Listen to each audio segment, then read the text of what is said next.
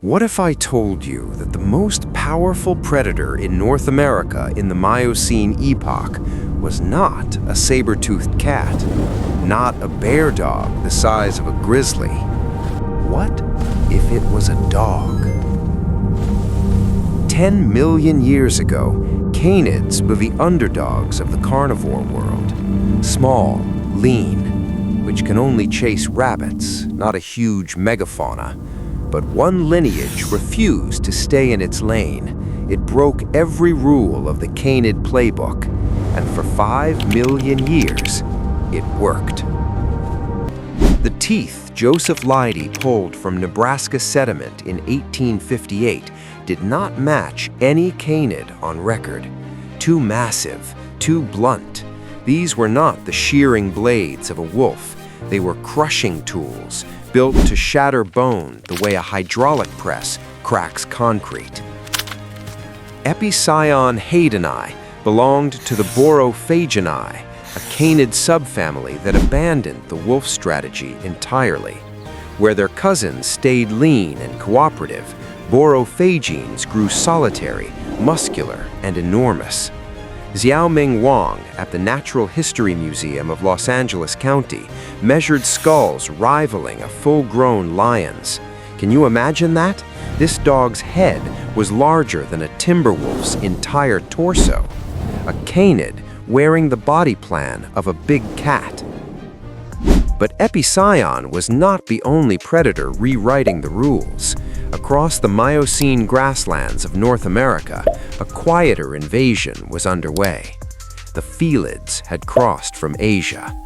They arrived smaller than Epicyon, lighter, almost unimpressive.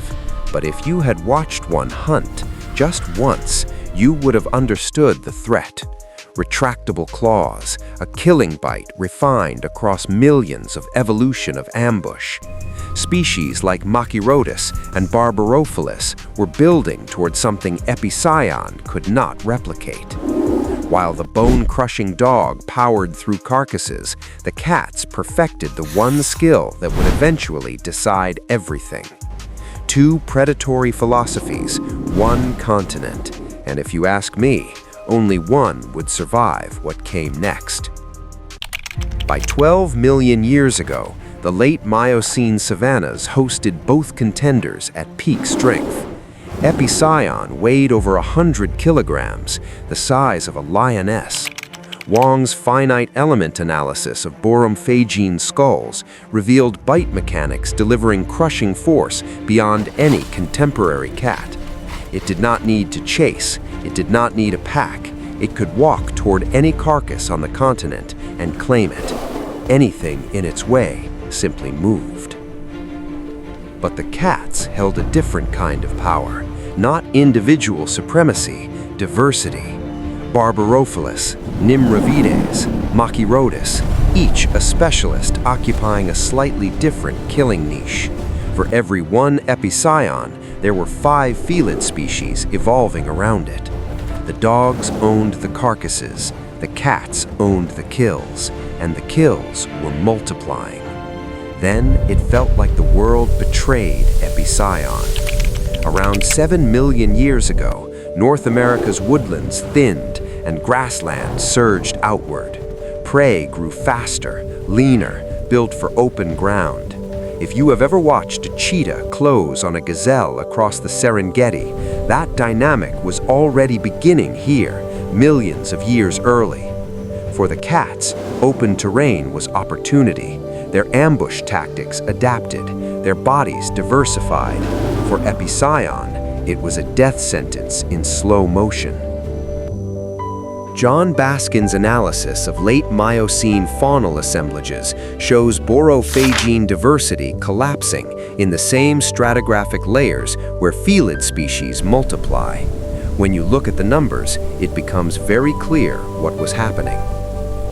Epicyon did not lose because it was weak. It lost because it was perfect. And perfection is a trap. Every adaptation that made it dominant locked it deeper in place. The massive skull, the crushing jaws, the heavyweight frame, each one a monument to a world that was vanishing. The cats, meanwhile, did what Epicyon could not. They radiated. Dozens of species, some enormous, some compact, some grew saber teeth 7 inches long. The felid body plan was a platform for endless variation. Epicyon's was a fortress, and fortresses do not migrate. I think a cascade of pressures ended the Borophagine experiment. Shifting climate, disappearing woodland prey, and wave after wave of felid competition, closing every exit. By 5 million years ago, Epicyon was gone. Every Borophagine gone. 40 million years of bone-crushing canid evolution erased from the continent. What filled the vacuum? The very cats that had outmaneuvered them. Saber-toothed Smilodon would eventually inherit the apex throne and become the most iconic predator of the American Pleistocene. And the canids that survived, they were not the bone crushers. They were the ones that stayed dogs, pack hunters, endurance runners, wolves, foxes, coyotes. In the end, evolution kept the real dogs, and the ones that tried to be something else slowly disappeared. What really stays in my mind about Epicyon is this. It actually succeeded. It became a cat-like apex predator, and it was extremely powerful. For millions of years, almost nothing on the continent could challenge it. But evolution does not reward imitation when the original arrives. Today, spotted hyenas in Africa occupy the exact niche Epicyon once held. Bone-crushing, carcass-dominating, and far more powerful than people expect. The difference? Hyenas never faced a more efficient version of themselves. Epicyon's tragedy was not a failure. It was becoming too good at something it was never meant to be.